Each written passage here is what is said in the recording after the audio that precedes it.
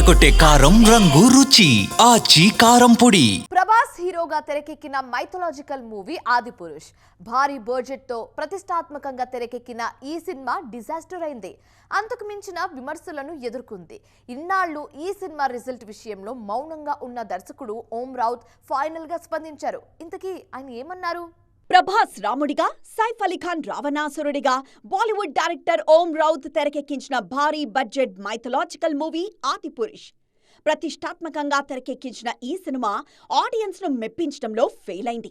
చాలా విషయాల్లో విమర్శలు ఎదుర్కొంది. ఆదిపురుష్ ఫెయిల్యూర్ తర్వాత దర్శకుడు ఓం రౌత్ ఎక్కడా కనిపించలేదు. సినిమా రిజల్ట్ గురించి ఒక్క కామెంట్ కూడా చేయలేదు.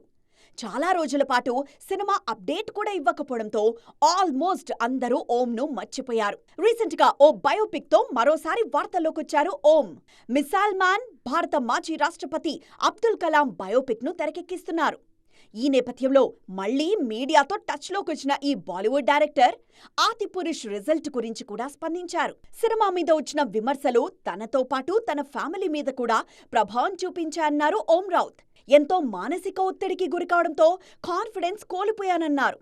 ఇప్పుడిప్పుడే మళ్లీ రికవర్ అయ్యి సినిమాల మీద కాన్సంట్రేట్ చేస్తున్నట్లు చెప్పారు. అప్కమింగ్ మూవీతో మళ్లీ ప్రూవ్ చేసుకునేందుకు కష్టపడుతున్నారు.